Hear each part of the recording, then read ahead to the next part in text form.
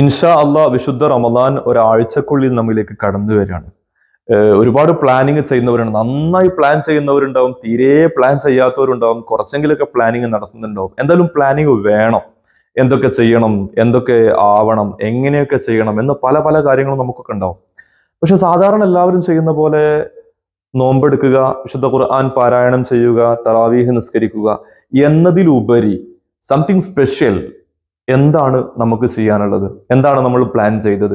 For example, വിശുദ്ധ ഖുർആൻ അവസാനത്തെ ജുസ്ഇന്റെ translation, അതിന്റെ ആശയങ്ങൾ മുഴുവനും ഞാൻ പഠിക്കുമെന്ന ഒരു തീരുമാനം, അതല്ലെങ്കിൽ ഖുർആൻ കൃത്യമായി തജ്വീദോടുകൂടെ ഓതാൻ, പാരായണം ചെയ്യാൻ ഞാൻ പഠിക്കുമെന്നുള്ള ഒരു തീരുമാനം, അല്ലെങ്കിൽ അതിന്റെ ഓരോ ജുസുകളും സമ്മറൈസ് ചെയ്തിട്ട് കുറച്ച് കാര്യങ്ങളൊക്കെ മനസ്സിലാക്കുക എന്ന തീരുമാനം, അല്ലെങ്കിൽ മറ്റു പല പുസ്തകങ്ങളും വായിച്ചു തീർക്കുക എന്ന തീരുമാനം, അല്ലെങ്കിൽ കഴിഞ്ഞ റമദാനിൽ ഞാൻ ചെയ്യാത്തതിലുപരി കൂടുതലായിട്ട് എന്തൊക്കെ എനിക്ക് ചെയ്യാൻ കഴിയുമെന്നുള്ള ഓരോരോ തീരുമാനങ്ങൾ നല്ലൊരു പ്ലാനിങ്ങോടുകൂടെ, നല്ല കൃത്യമായ ഷെഡ്യൂളോടുകൂടെ മാത്രം നമ്മൾ ഈ റമദാനെയും വരവേൽക്കുക.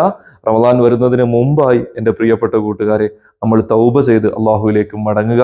നമ്മുടെ ഇടപാടുകളും മറ്റു മാനുഷിക ബാധ്യതകളൊക്കെ തീർക്കാനുള്ള അവസരങ്ങൾ നമ്മൾ ഇതിനു മുമ്പേ കണ്ടെത്തുക. പിന്നെ അത്യാവശ്യം ഷോപ്പിങ്ങും കാര്യങ്ങളൊക്കെ നേരത്തെ തന്നെ ചെയ്ത് പൂർത്തിയാക്കുക.